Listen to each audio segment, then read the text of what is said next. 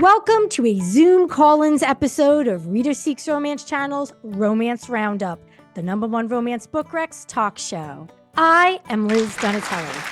And I'm Libby Kay, author of the sweet romance series Buckeye Falls. Libby and I are chatting with romance fans. That includes readers, writers, influencers, via Zoom during today's recording. We're excited to chat with our guests about their romance book recs, new and upcoming romance releases, and their romance reading pleasures and peeves. Just to be clear, we do have an idea of who might drop in, but we don't know for sure. Watch Romance Roundup on Reader Seeks Romance Channel and subscribe on YouTube. Listen to Romance Roundup on Podbean and all podcast apps. Viewers and listeners can email the show at readerseeksromance@yahoo.com. Hello, Libby. Hey, Liz. I'm excited. I love our call-in shows. I know. This is our second ever.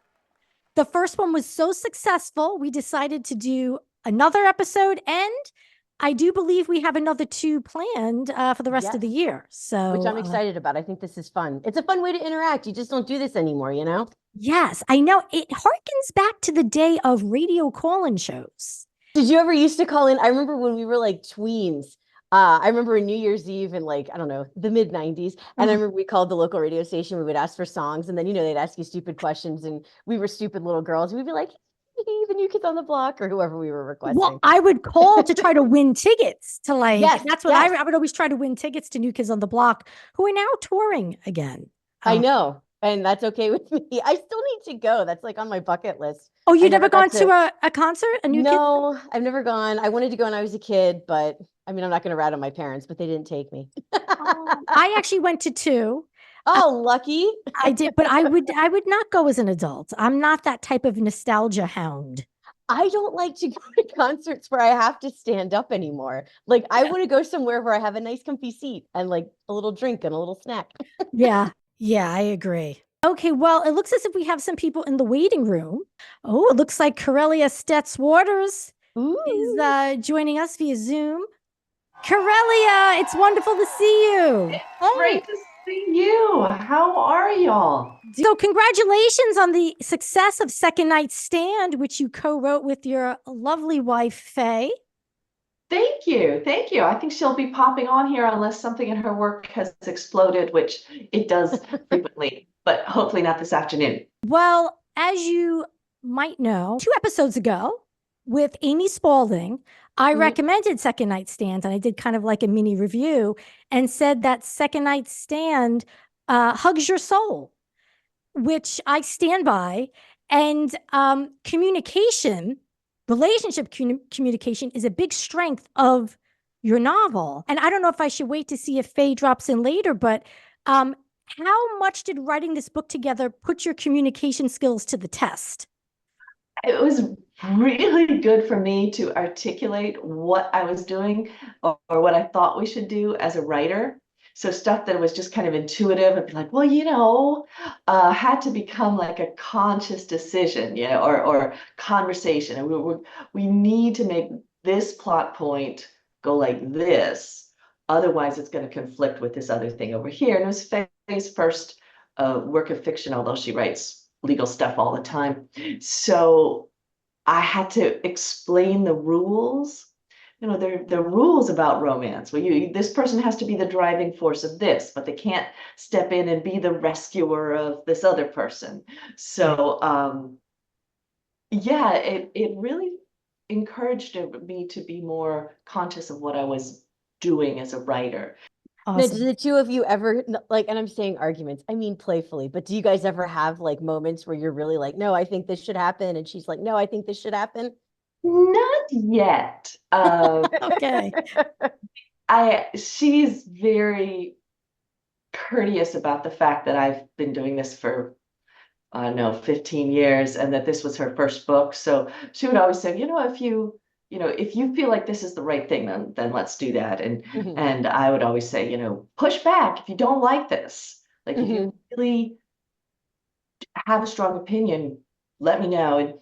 And to date, we haven't had one of those moments where it's like, we're at odds with each other. But we're writing another one. the end of July, so we should be writing it with vigor right now.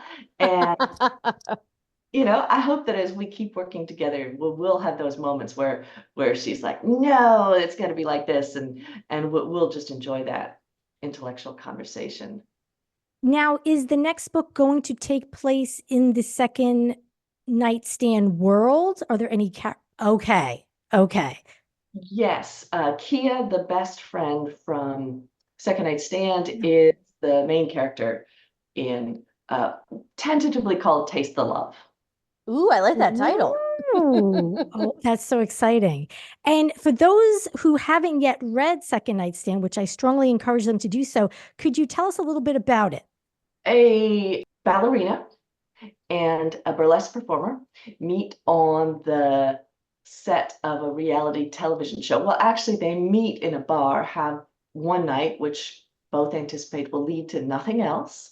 They're not second night people. They're hookup only, but they end up on the reality TV show competing with each other, both of them with a lot at stake.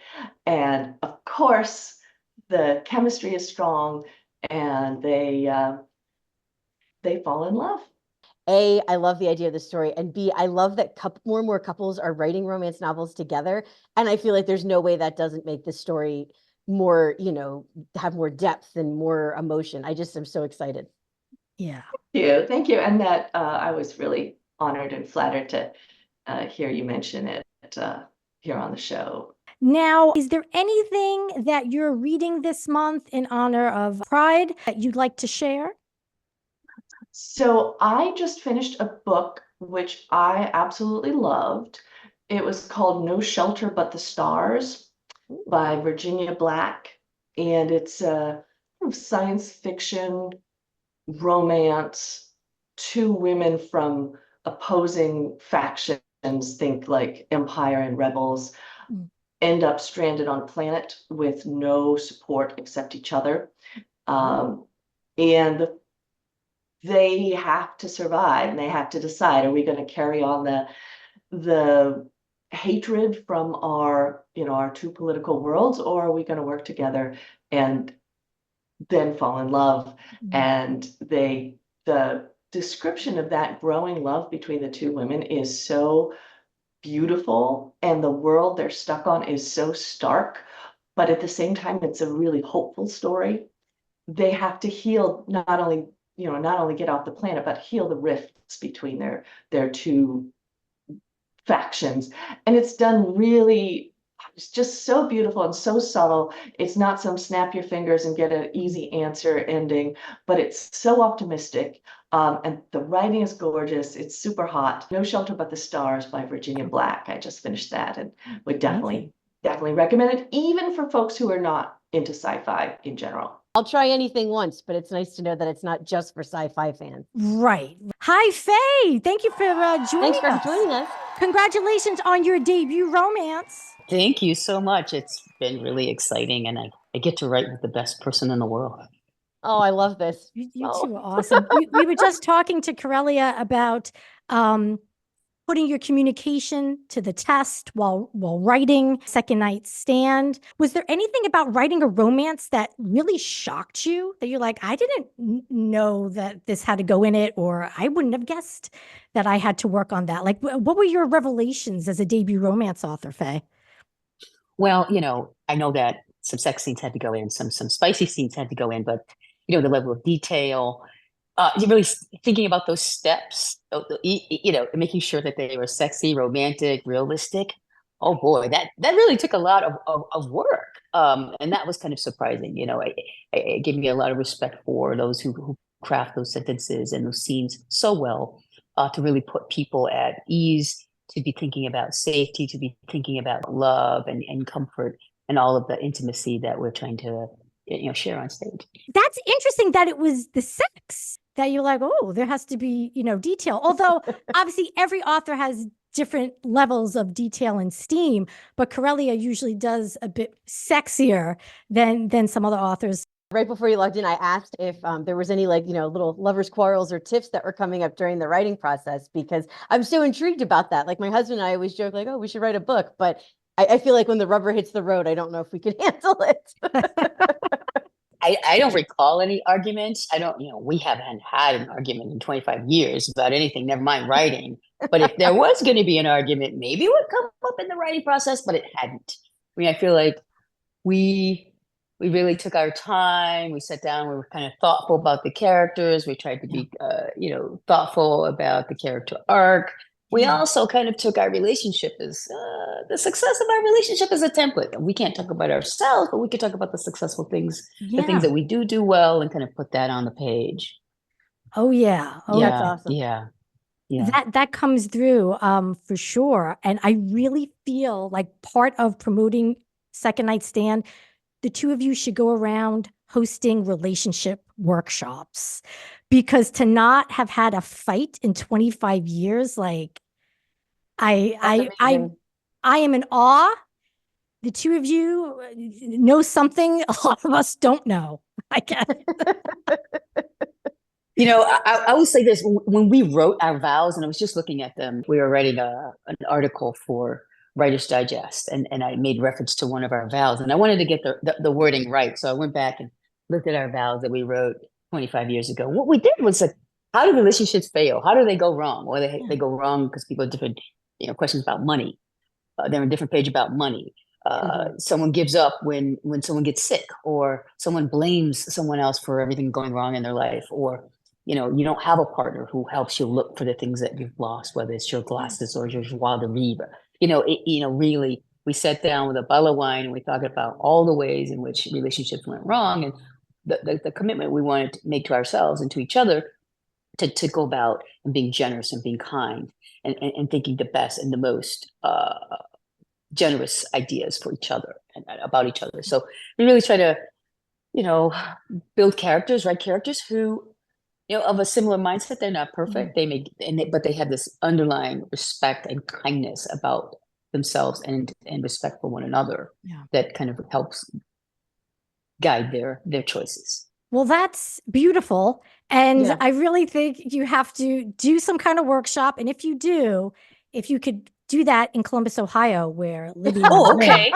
Well, thank you both for taking time to join us on Romance Roundup. All right, thanks, Karelia. Thank you. Thank you. Nice meeting you. Let's welcome our next Zoom call-in guest, historical romance author, Eva Leigh. Eva, it's been a while. It has been a long time. So what's up? How you been? I think the last time I read something on your Instagram, you were writing a paranormal romance?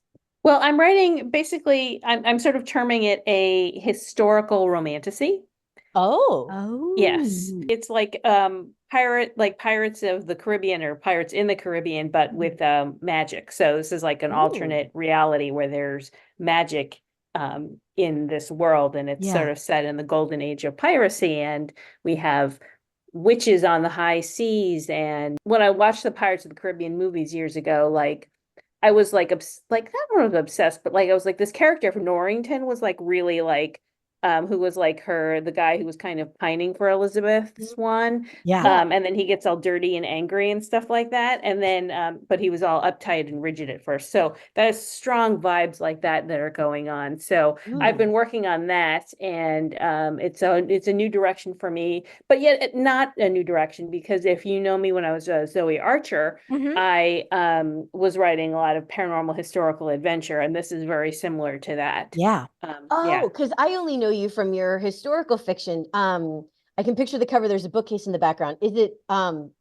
Rake, the Fake Rake, or My Fake Rake? My Fake Rake. Yes. I love that book. Thank you. Yes. So actually the Regency set romance was a bit of a change for me, because before that I was, as Liz knows, I was writing a lot of these very adventure, paranormal, historical kinds of things. I've written some sci-fi and steampunk. So when the opportunity came along for me to do kind of dip my toe into the romantasy genre, I did it in my way, which is sort of like adding the paranormal elements to the historical time periods, which is really combined. And then there's a lot of adventure and action, which is my bag. I love that stuff. So I love it when I see other authors writing adventure romances, because I don't think we get, traditional publishing doesn't seem to really bring a lot of them out there. And I want more. I'm just so enamored of it. So that's kind of that's what I have been working on. I wrote the first draft. I'm revising right now before I send it to my editor, and I'm at with a new imprint, Canary Street. Oh, They're renamed. What were they Yeah, it used to before? be HQN. That's it. Okay, HQN okay. became yes. Right now, we're projected to have this out late summer, early fall of 2025. Oh, awesome. Oh, exciting. Oh, Yes. And I think you're on the cutting edge, because Liz and I have been seeing a lot more adventure stuff coming in through the, the traditional publishers. So I think you're going to be like right there with the That's trendy my stuff. hope. Yeah. And and I think with the rise of the romantasy genre as it's been packaged, I think we're going to see a lot more of that, where there's a lot more action and adventure. And I'm definitely for it. I particularly like it, especially when we're dealing with like sort of like male-female romances, when we get to see the female characters get to be very badass and have a lot of agency. And I think that's one of the things that sort of adding the paranormal element kind of affords. And I'm really excited for that. Dual point of view or a single point of view? It is a dual point of view, actually, but it's very heavily weighted toward the female main character, because she's the captain, she's a witch, and she's also the captain of an all-female pirate ship. Oh, I love this already. Yeah, I do enjoy pirates. I feel like that's a good little soundbite. I do enjoy pirates. Eva, is there anything that any romance book recs you want to share? I have a few historical romance novels that I've read that I really enjoyed. The first is Isobel and the Rogue by Liana de la Rosa.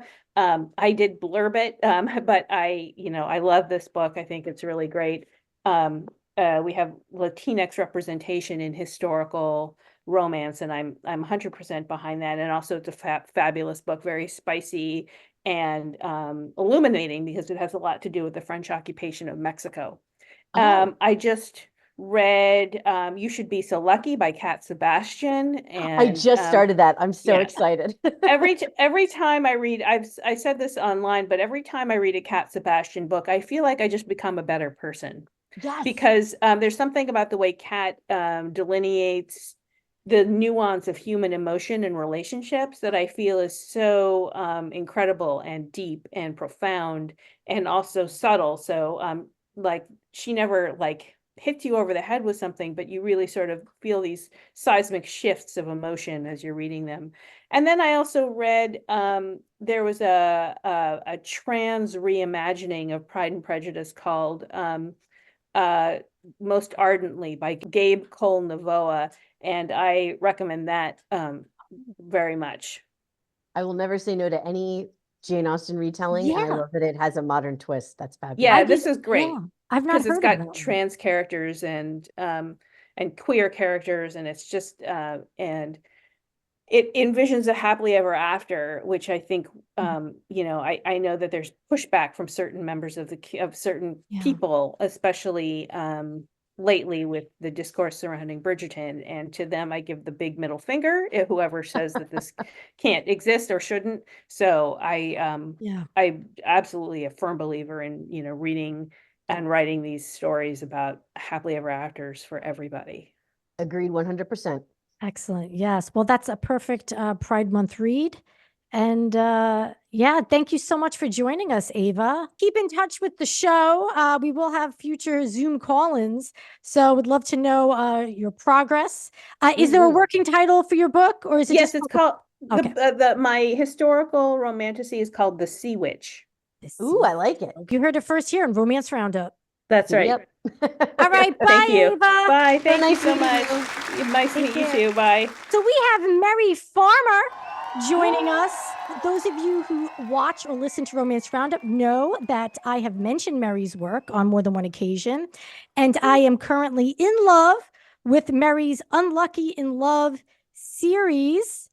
And I just read Dropping the Ball. Yeah. And I pre-ordered Whiskers and Wiles, which comes out June 28th. Can you kind of give us an overview of what the series is about? Let me preface this by saying I majored in history, not once, but twice in college. Ooh. So I have studied a lot of history. You can see these bookshelves through the mirror filled with history books. So I have always been really interested, like, well, what happened if it didn't happen that way? Because one of the history courses I took, the professor said history is the story of surprises. Because if you were to stop history at any point and say, okay, based on what just happened, what do you think is going to happen next? It would you would never be right. Something unexpected always comes about. So I had this crazy idea because I wanted to write a Regency, but I've written a lot of books in the Regency. I wanted to do something new. For those familiar with pre-Norman conquest history, but right before the Norman conquest, England was 7 kingdoms of the Heptarchy. And I, in my Regency series, have the new Heptarchy because what if England was never unified into one kingdom? What if a queen of Mercia kept her throne? Which, because there was legitimately a queen in the county of Mercia, which is like right in the middle of England. And I thought, okay, so what would happen if that never went away? And what would happen if England was never unified? So here we are in the Regency with 7 different kingdoms that make up Britannia. And the background story to all of the different books is that there is this issue on the table of, should we unify into one nation? We've got these colonies in America that don't really want to be part of us anymore. We just finished the Napoleonic Wars and we did pretty well when we worked together. So what about unity? And of course, Mercia, who has always been ruled by a queen, says, yeah, sure. As long as you go with the laws of Mercia, which give women a lot more freedom than a lot of the others. So there's different levels of independence and freedom for women in the different kingdoms of this. And so if you've read the first 2, you've seen some of that. Well, in the 3rd book, which is the one that's coming out in a couple of weeks, Whiskers and Wiles, the heroine of that one is from Mercia, and she's a spy for Queen Matilda. And her love interest, Waldorf, which I looked up a bunch of Anglo-Saxon names because I didn't want to accidentally, because Norman names like Charles and Henry and stuff like that wouldn't have existed. So Waldorf, yes. I like that name. That's good. You're never going to see another Waldorf. No. But he is a spy for the King of Wessex. So it's sort of spy versus spy with the 2 of them working together, except, and I won't tell you what I mean by that. And then something goes wrong at the midpoint, very, very wrong. And they end up having to grudgingly work together. So it's much fun to write these books because it's almost, so romantasy is the big hot genre right now. Everyone is like, ooh, and this, it's definitely romantasy. It's just Regency romantasy without any kind of like magic, but it's definitely a different reality. And I definitely get to make up the rules and play with things. And one of the things that really got my goat way early on in my career, I got all the titles and forms of addresses wrong in one of my books. And I had some readers yell at me for it, but I purposely mess with the forms of address in Wessex. I deliberately made them not at all like the rules of actual Regency England. Like every son in a family, the father's the Duke, the firstborn son is the Marquis, the secondborn is the Earl, the thirdborn is, and that's not accurate. So far, no one's gotten really mad at me. There's actual history, and then there's romance novel history, and a lot of times I don't think readers realize that they're 2 different things. I've had this conversation with other historical romance authors before, that a lot of Regency romance is actually Jane Austen and Georgette Heyer fan fiction, because the actual history of the time period is not what a lot of people think it is. Yeah. And I have had people come after me for being historically inaccurate with my 2 bachelor's degrees in histories and my master's degree. I don't know what I'm talking about.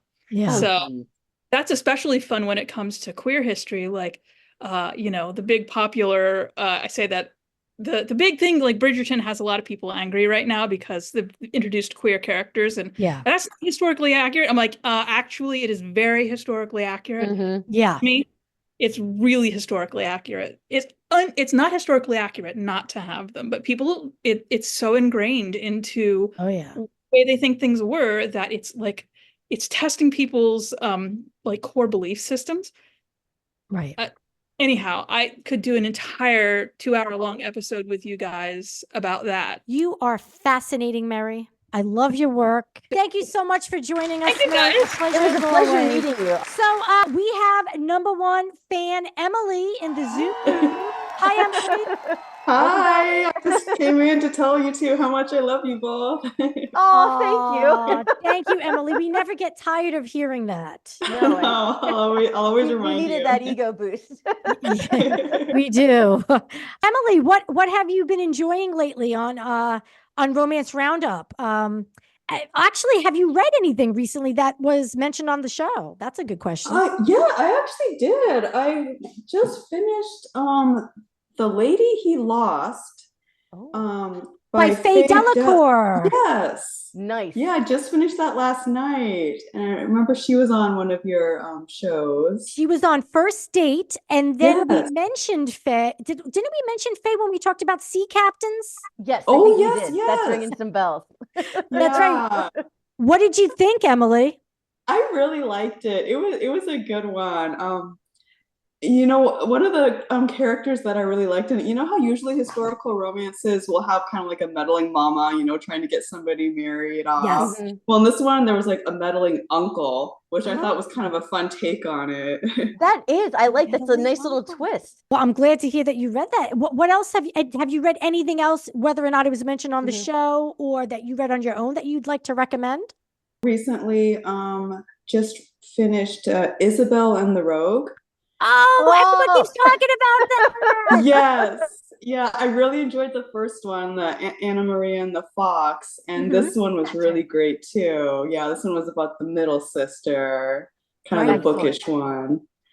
Okay. I always have a soft spot for any bookish character, obviously. Yes, me too. Every time someone mentions it, it keeps getting higher and higher up the Yeah, list. I was really excited to get this one because I love anytime there's like people of color and historical romances. But Absolutely. We are working on a book cover episode. Yes. It's in the works. As per your recommendation, we did have to move around scheduling, so we had to push it, and we have to give it a new date. So we'll have to Libby and I will discuss that, but it is happening. That'll give me something to look forward to. It will happen. And just curious, are you enjoying Jimmy? The little boy who works. Yes, the coal mine. Every time he makes an appearance, I just love it. Yeah. He's gonna become more popular than us, Liz. Yeah, I got that picture of Jimmy online, so obviously someone took it. I'm waiting for a relative to threaten like a cease and desist on Jimmy from the coal mine. Emily, I'm not sure where you're calling from, but just an FYI, in September, we kind of like mentioned it a little bit, and we'll mention it more as we get closer. But in September, we're doing an in-person book club, Romance Roundup book club in Columbus, Ohio. I don't know if you live anywhere near there, but that's happening in September, and the details are on Eventbrite.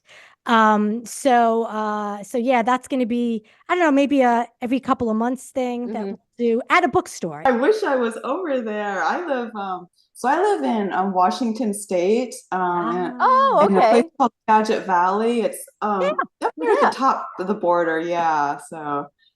Okay. That's well, awesome. If you ever find yourself in Columbus, Ohio. Yeah, I know. Might have to make a field trip out there one of these days. That would be crazy. I would feel responsible for paying for your travel. I know. If you decided to come out because of us. I'd be like, Emily's here. Oh my God. Emily, any parting words before we wrap up for the night? Just keep up the great job. I love everything that you do. Thank you. Why, thank you. I'm just curious, have you shared us with any of your book reading friends? And have you turned them onto the show, or are you working? Oh, yes, I have some of my coworkers. I have shared. Oh, excellent! Thank you. You're the best, Emily. You are our #1 fan forever and always. Oh, I'm gonna put the badge on my chest. Yeah. I if we had show swag, I would send. Seriously, we'll put that on the list of things to do. Oh, great. Yeah. Well, thank you so much, Emily, for your patience and for calling back. I'm so glad we got a chance to chat with you. Oh, yeah, no, I've been looking forward to this. Oh, yay. Well, we'll do another one later this fall, so keep an eye out. Yes. Okay, I will. All right. Bye, Emily. Thank you. Bye, Emily. Thanks. Bye. Okay. So I believe we have Emma Barry with us. Let's see. You do have Emma with you. How are you guys?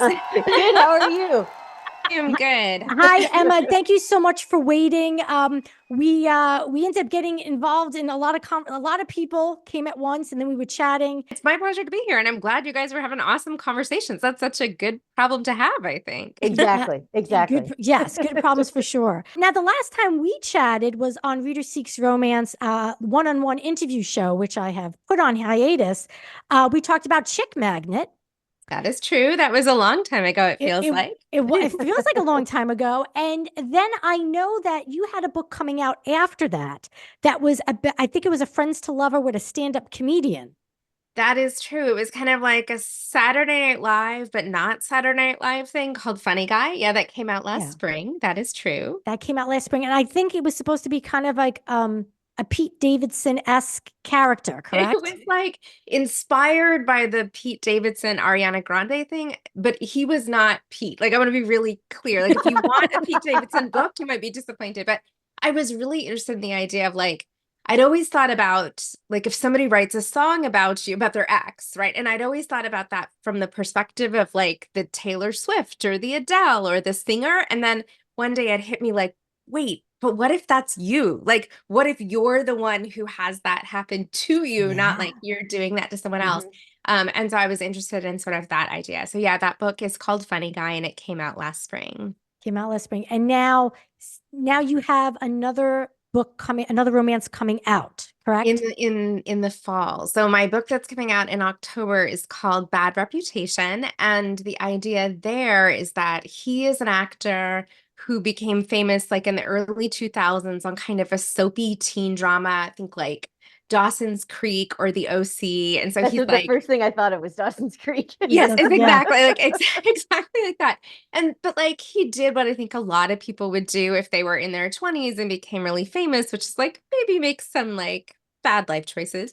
And now he's like grown up and is kind of embarrassed by this bad reputation that he has. And so he's going to be the new hottie on this show that's kind of like Bridgerton or Outlander, this kind of like historical romance. And this is going to be it, the moment when he like redefines himself. So he's really excited. And then the female protagonist was a high school drama teacher who was fired for directing a controversial play. Now, it's not really a controversial play, but she sued the school district. And in the process of all of that, she kind of became this like cause celeb, and she's been on like The View. And so sort of got famous in this kind of way that she would never want to be famous. And when she decides not to go back to her teaching job, she was on like it's essentially The View with the woman who directs this historical romance. And she's like, wait, if you're not going back to your teaching job, what are you going to do next? Maybe you could come be the intimacy coordinator on my show. And so she's going to be the new intimacy coordinator on Waverly, this historical romance show, and he's going to be the star. And it's kind of Friends to Lovers. It's very slow burn, but it's about these two people who are trying to redefine themselves. And as a result, it's a terrible time for them to fall in love, like the worst time for them to fall in love. But of course, that's exactly when they're going to fall in love. I love that the one character is an intimacy coordinator, because I have been reading so many articles about just how that's growing in terms of Bridgerton and other shows and movies, that it sounds like even 10 years ago, that was more of a nice to have on set, but not a requirement. And now it's like, as they're casting and planning and everything, that is a must have. And I think that's really nice. I'm super excited about it. And actually, like I wrote the book, I was writing it, I guess, when did I turn it in? I guess I was writing it last summer as the SAG like strike was happening. And one of the things that came out of the SAG strike, which hadn't even been settled at that point, was now intimacy coordinators are required on set in SAG productions. So like I too was reading all this. That's exactly where the idea came from. I was reading all those articles and was like, this is such an interesting job. And like, I was so fascinated by it. And now it's like real life in the book, like crashed together in these ways that I didn't even anticipate, like as I was writing it. Lucky coincidence. I love it. I was so excited. So now, did you speak with an actual intimacy coordinator to write authentically about the job? Or I could not connect with one. I tried very hard. I did have somebody who had done costumes and makeup as a beta reader on the book. So I did find some some people to sort of give me some notes, but I could not find an intimacy coordinator who was willing to talk with me. But I read every interview I could and like listened to all the podcasts and read like every book about actors writing about it. But I couldn't actually find someone to do an interview which I was super bummed about. So I'm imagining, and tell me if I'm right, like, so they bring them in for when there's sex scenes, or is it, I'm thinking just sex scenes, really? Or It could maybe be anything. kissing?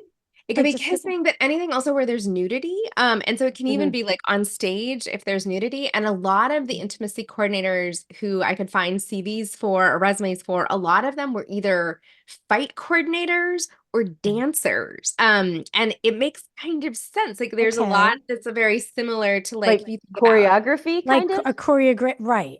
yes, Yeah. or like a really elaborate like sword fighting scene, even where like every move and every touch is sort of like planned in advance. Like it's not dissimilar from that. And the other like very common background is like therapy, because you think about like building up like intimacy with each other and feeling comfortable, but also thinking about like if an actor is going to be, you know, naked on set, like how do you handle like what crew members are they comfortable with being there? And like if they're given a direction and they don't like it, like how can you like mitigate that conflict? And so there's also like a lot of people who come at it from like a therapy perspective. Right.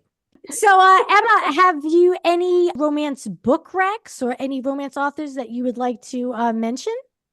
The last two romances I read, or one is the romance and the one's, I would say, women's fiction with strong romantic elements. But I finally read Kat Sebastian's We Could Be So Good. And oh God, I love that book. oh my God, it's so good. And I was like, why did it take me so long to read it? It is flipping amazing. So if anyone has been on the fence, like, oh my gosh, it's amazing. Read it right now. It's amazing. Yeah, no, totally, 100%. It's like these two guys working in a 1950s newspaper, and they are just complete doofuses, like good friends who fall in love, and it's so soft and like deeply moving and super sexy, and I loved it.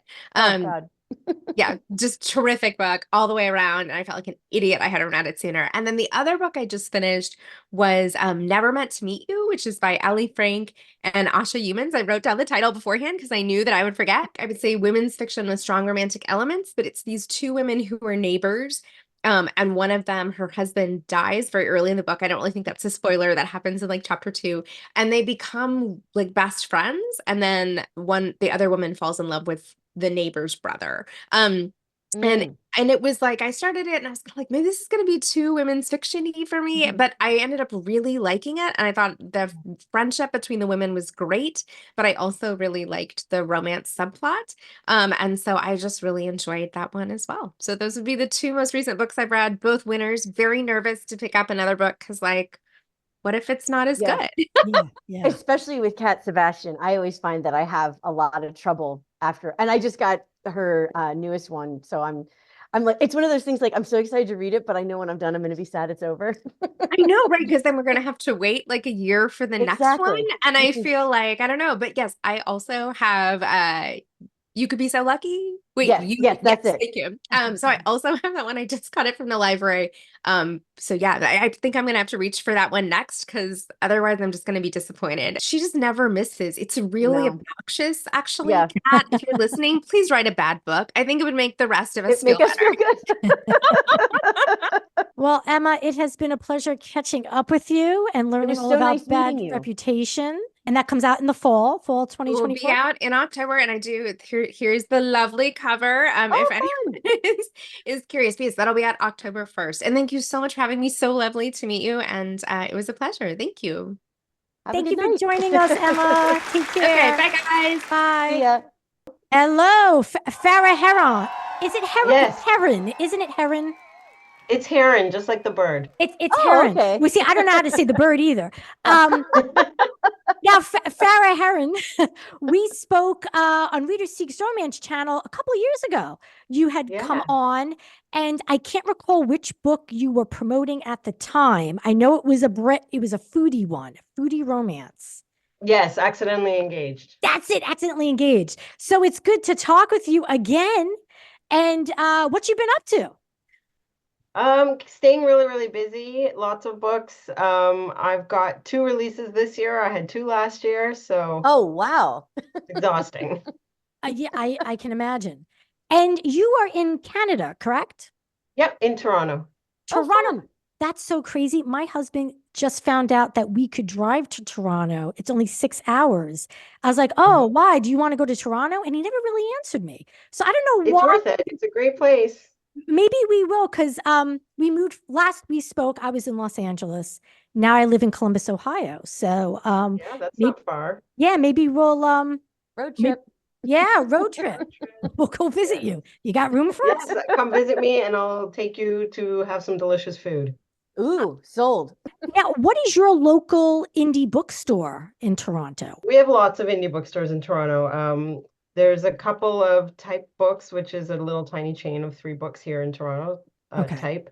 My closest is called Queen Books, and it's in a really cool area with lots of restaurants and bars nearby. So I go there a lot. So Very cool. there's I mean, it's a pretty big city, so we have a lot. Are they romance friendly? The bookstores. Yes. Okay.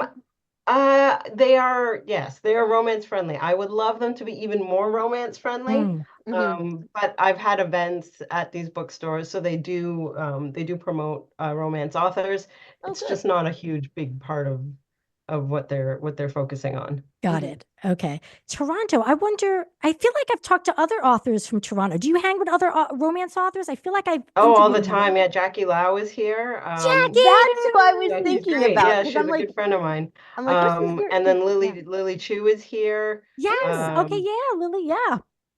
So we Awesome. have a big community here. Ruby Lang is here. Ruby. Yeah, I've read Ruby. Yeah, Yeah. so we all get together regularly for Oh, that's awesome. romance events.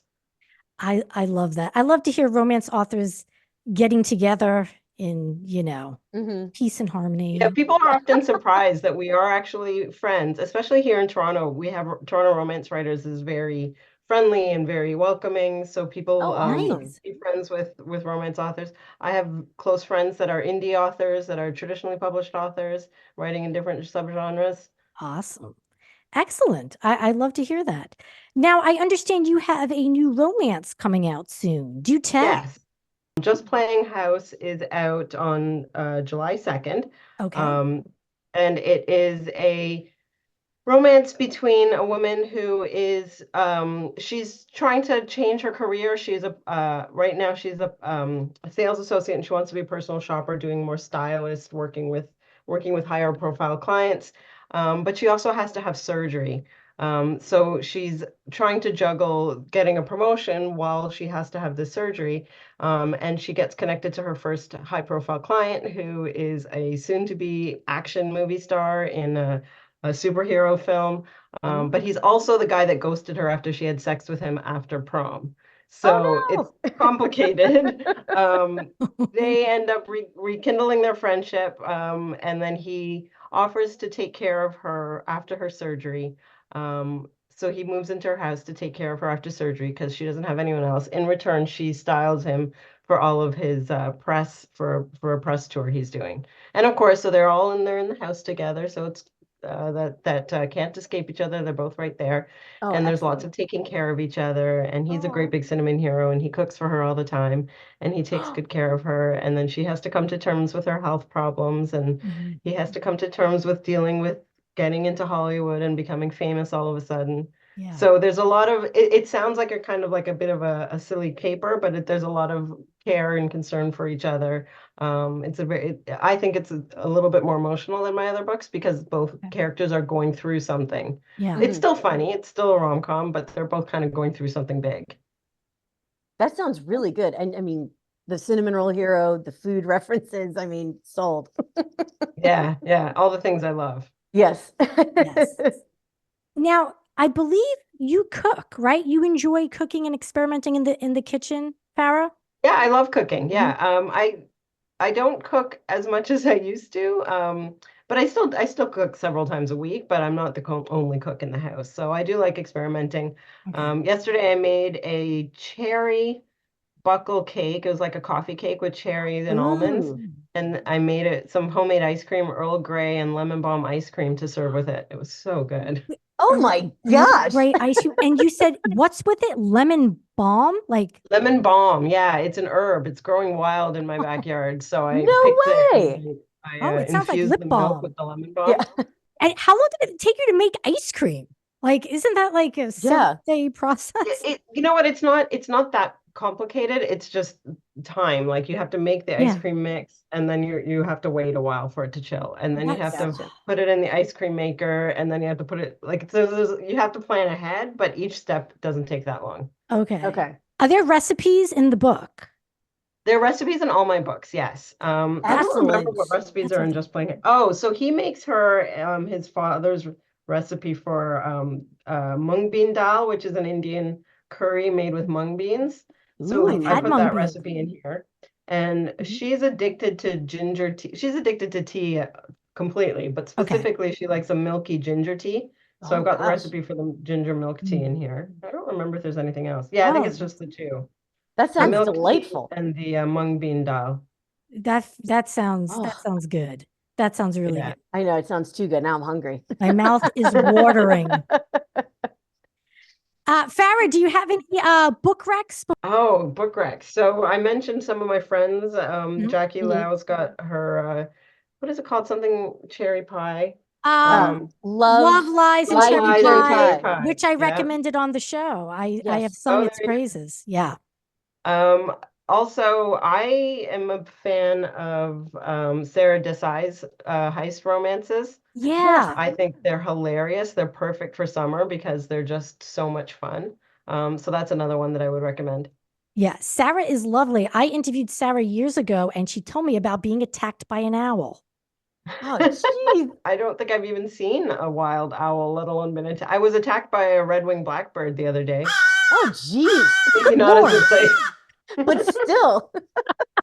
Getting attacked by wild animals when you're just on a walk, and no matter what, that's not fun. Yeah, I feel like kind that's of a thing in jarring. Canada because Sarah lives in Yeah, Canada. I mean, Sarah's right? also in Canada. She's on the other side of the country, but yeah, maybe it's a Canadian thing that we get attacked by birds. Birds The gone people are wild. nice, but the birds are mean. Yeah, the people are nice, but the birds are mean. Thank you so much for joining us, Farah. It's been a pleasure catching up with you and learning about Just Playing House July 2nd. I look forward to checking it out.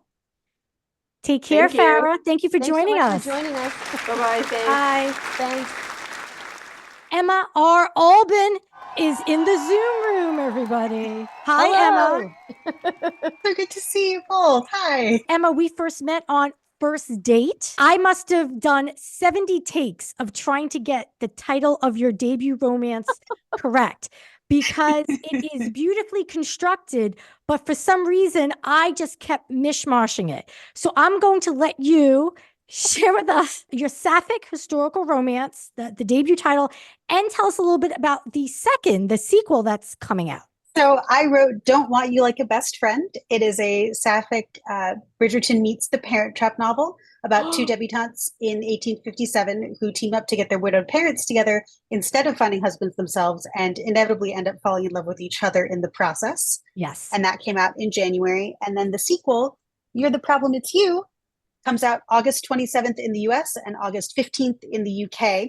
And it's the companion novel to Don't Want You Like a Best Friend. It's an Achillean Victorian enemies to lovers romance about a second son and a young lord who can't stand the sight of one another in 1858, but keep inexplicably being forced together by their super meddlesome cousins, Beth and Gwen.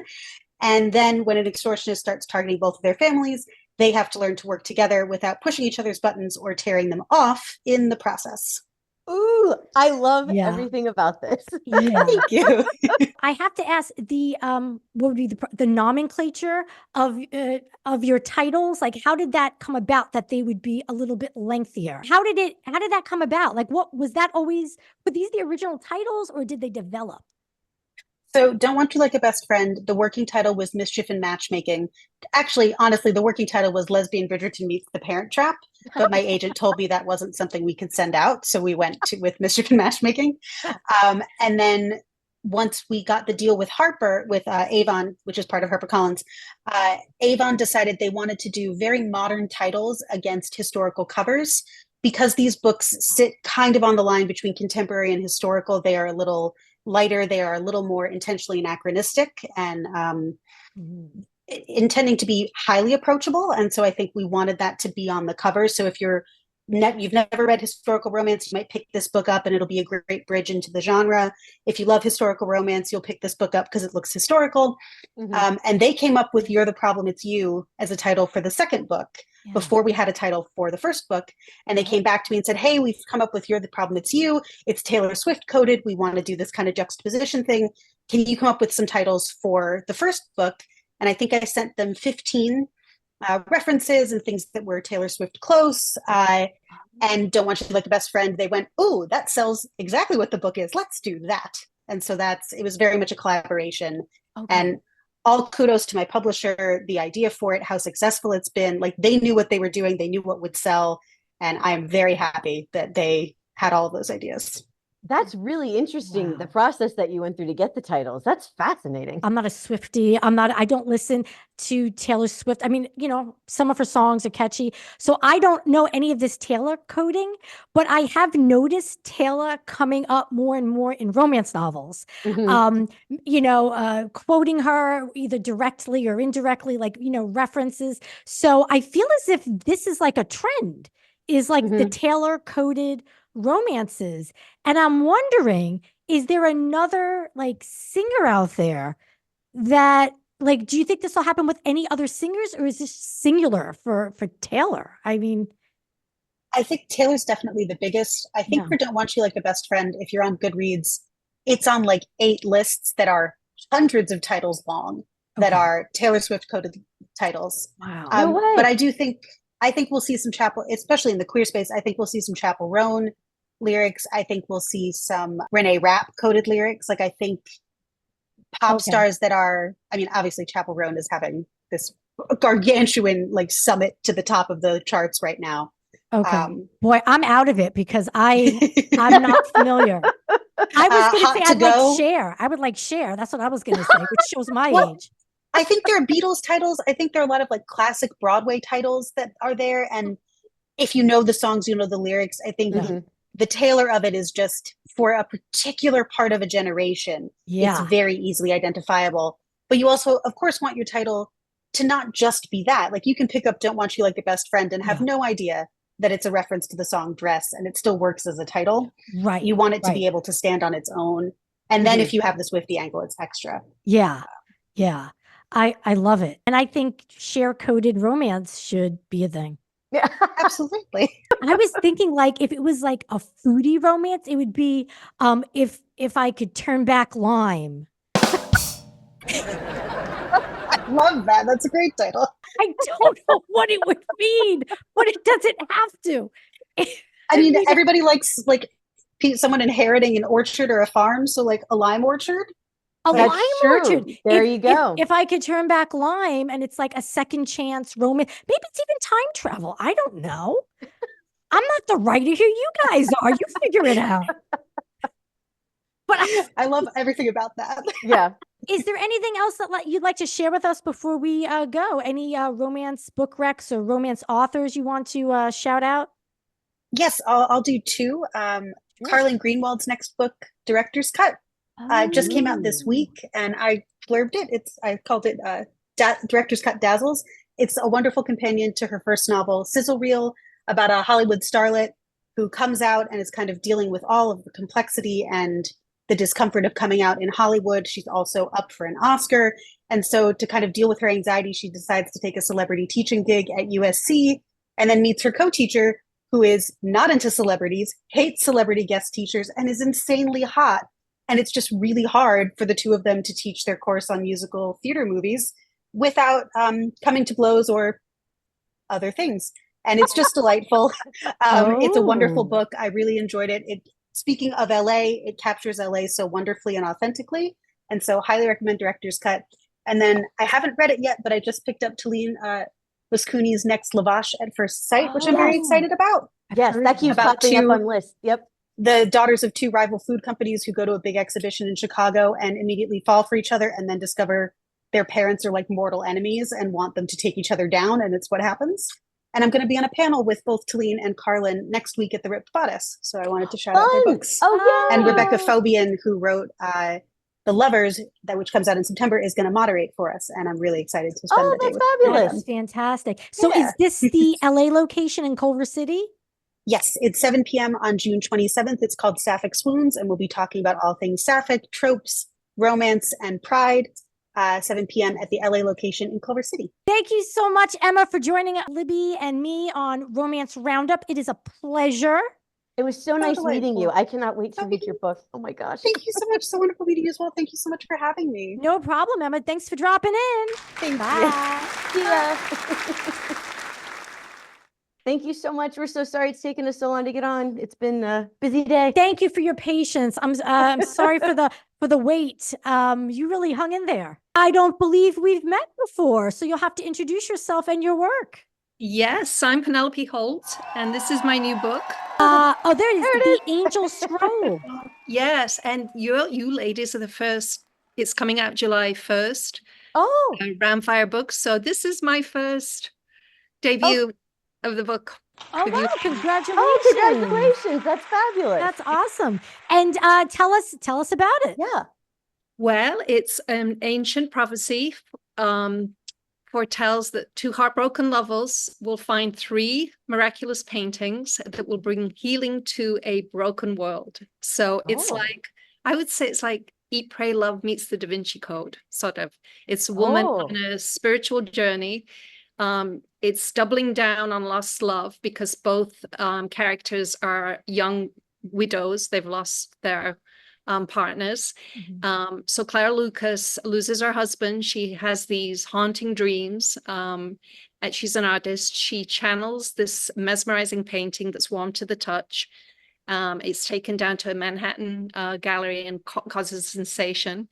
And then she's approached by Richard Markson, who tells her hers is one of 3 paintings predicted by an ancient scroll dating back to the time of Jesus. It's a New Dead Sea Scroll. And that when the 3 paintings are gathered together into a triptych, they'll have a miraculous effect.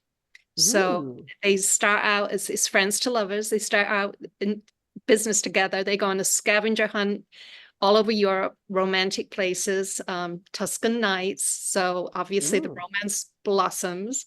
So it's like road trip romance trope too. Yeah. So You're getting all the good tropes. Yes, I've got all the good tropes. But he's rich. She can't let herself go because he's got some secrets in his past.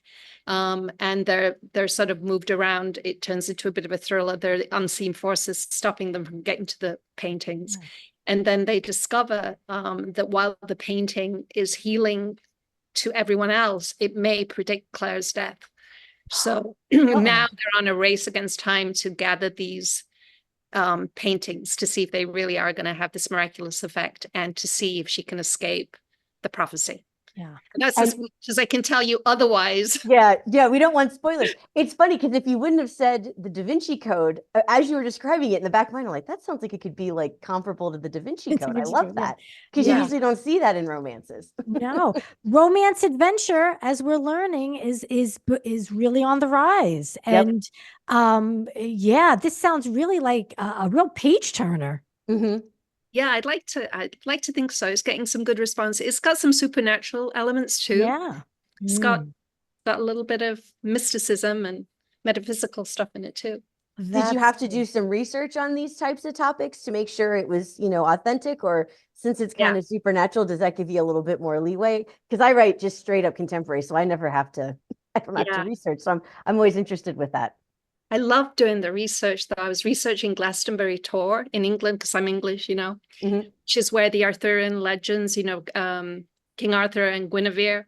And there's a story that's been floating for years that Jesus went to India before he started his ministry. And so there's, and then the new scroll, there was an angel scroll found in the 90s where the Dead Sea Scrolls had been found. And it was reported in the Jerusalem Post. It was supposed to be authentic, but it's kind of been debunked since. So that in itself is kind of a fascinating story. Yeah, that is interesting. Yeah, I did a lot of research, but I loved it.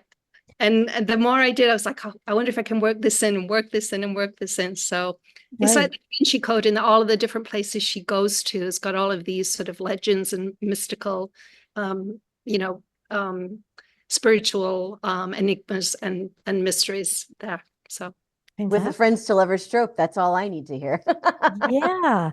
Now, Penelope, where are you calling from? well, I'm in New York, so I'm on East Coast time. Okay, but I was just thinking like, oh my gosh, that's dedication.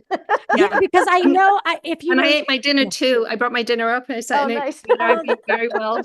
Oh, well, did you have to eat it while you were while you were reading and I was waiting? reading and eating and Reading and eating? It's fine. Where could we find it? All the usual places, Amazon?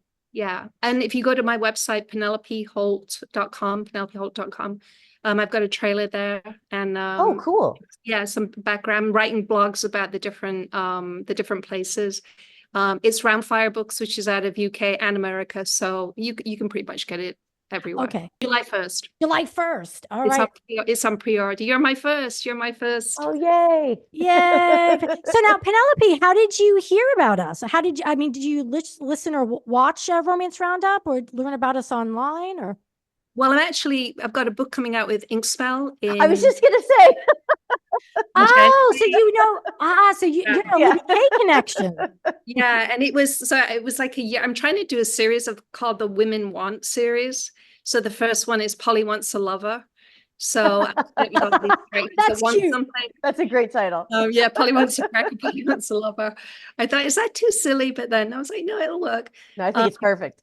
So yeah, I've got a book coming out with Inkspell in January 25. But this one has been in the works for a while. So all right, ladies, it was worth the wait. It was lovely to thank you so much, Penelope. Happy writing. Bye. Bye. Libby. Yes. What do we have in our fan mailbag? This first one is from Inkspell author Isobel Reed, and she says, "Hello, fellow romance addicts. Sorry I couldn't call in today. It's mostly because I'm in a different time zone." She lives in London. But I also happen to have a 1-year-old who would probably / definitely be climbing on me, pulling my hair, and screaming "duck" very loudly if I dare to make a call. So there's that too. Anyway, enough about me. Back to more important things like romance books. She's asking some questions now, everybody. Ooh. Do you like hot firemen? I think the answer is yes. Yes.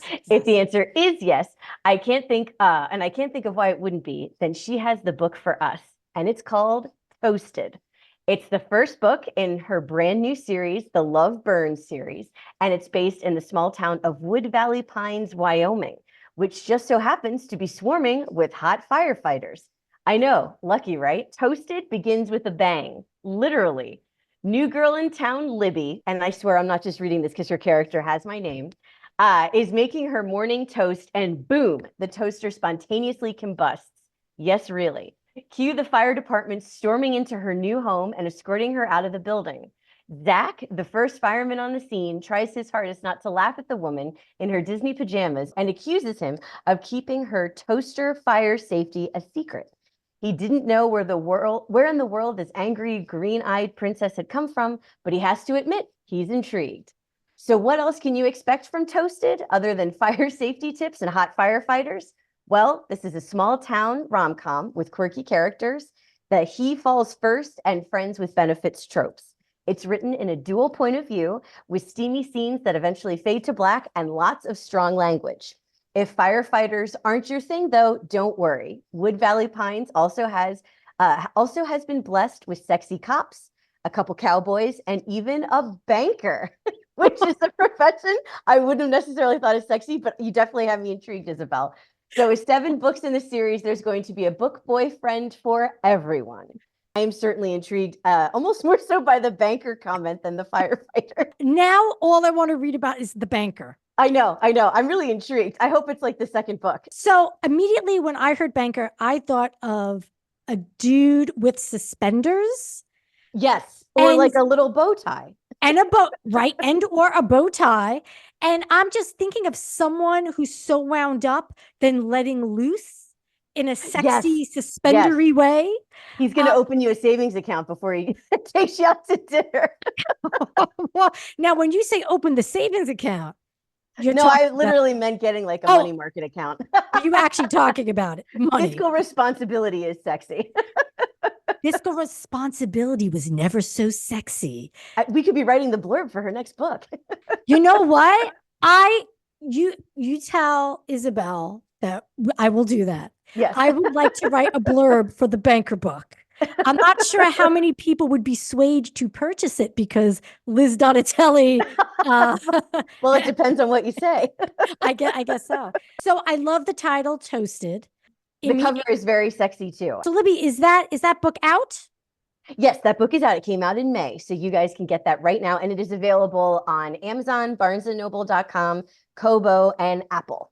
Okay. And the publisher is Inkspell, correct? Yes, it is. She is one of my fellow Inkspell authors. Oh, wow. Well, that sounds great. Thank you so much for writing to us, Isobel, and telling us all about Toasted. You have captured my imagination. Do we have anything else in the fan mailbag? I do. I know we are short on time, but I want to give a couple quick shout outs to some of my other fellow Inkspellers. I don't know if that's actually what we're calling ourselves, but that's what I'm calling. It is now. Kelly Wallace, her book came out earlier this year, Before I Let You Go. It has friends to lovers, love triangle, family dysfunction, and a little bit of murder mystery. So that is out now through Inkspell. Again, that's called Before I Let You Go. We also have one that came out last year from Mark Love. And if that name is not made for romance writing, I don't know what is. And this one is called Chasing Favors. It is a romantic suspense. It is book 5 in the Jamie Richmond romantic suspense series, also from Inkspell. And this one definitely has a huge mystery element to the romance. And Mark describes it as kind of Temperance Brennan from Kathy Reich's Bone series and Diane Capri's Michael Flint series. So kind of have those in mind while you're thinking about picking up Chasing Favors. And last but not least, Jennifer Raines just released Masquerade, which is book 1 in a new duo that she has coming out. Masquerade, it has a little bit of a road trip vibe to it, which I know we have talked about a lot on the show, is definitely popular right now in romance. But Masquerade by Jennifer Raines is also available right now on Amazon, Kobo, Apple, and Barnes & Noble. And my final Inkspell plug is selfishly for myself. It is the 1-year anniversary of Falling Again coming out, and it is on sale right now, the ebook. You can get it for 99 cents on same places, Amazon, Barnes & Noble, Apple, and Kobo. And it is the 3rd book in the Buckeye Falls series, but you can read it as a standalone. And it is a second chance romance / marriage in trouble trope, and it takes place in the summertime. So if you have 99 cents to spend and you want a little small time charm, please pick up Falling Again by me, Libby K.